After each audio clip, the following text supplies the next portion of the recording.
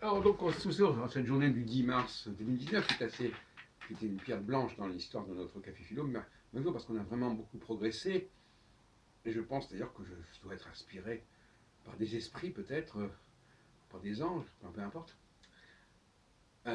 et que je suis vraiment à l'écoute de ce qui me passe par la tête, et que l'autre jour j'ai écouté une conférence en disant, bah, oui, il y a des gens qui ne sont pas à l'écoute.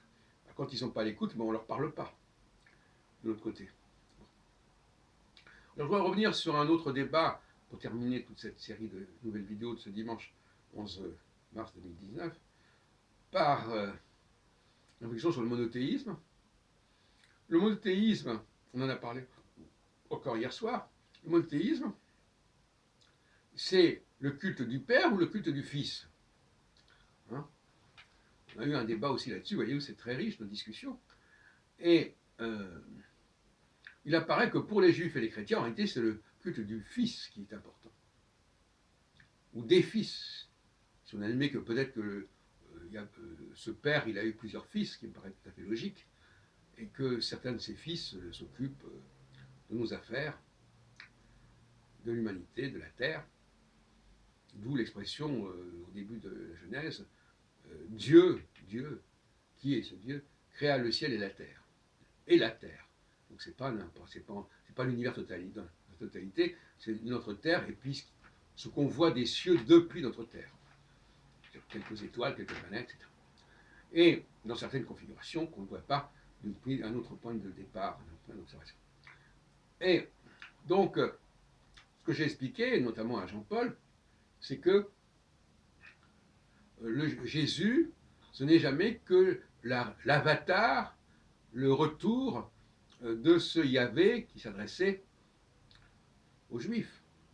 Donc j'ai montré d'ailleurs que ça voulait dire Yahoud, c'est tout simplement quelqu'un qu'on remercie, auquel on est reconnaissant, pas très loin.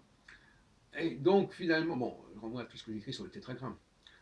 Et donc finalement, euh, le christianisme, c'est simplement l'idée qu'il y a un retour de Yahvé à ce moment-là, de son temps. Voilà, c'est tout ce que ça veut dire. Donc tout ce qu'on dit sur Jésus, ben, ça décrit tout simplement le Dieu de la Bible, le Dieu d'Abraham, Isaac et Jacob, le Dieu de Moïse, etc. Ni plus ni moins. Bon, alors il est venu sauver les Juifs, il est venu sauver essentiellement les Juifs d'ailleurs, bon, et l'humanité éventuellement, et puis voilà, c'est tout. Et donc Jésus, c'est rien de très nouveau. C'est pas la première fois que le Père a envoyé son Fils, puisque toute l'histoire de la Bible, c'est le Fils, c'est pas le Père.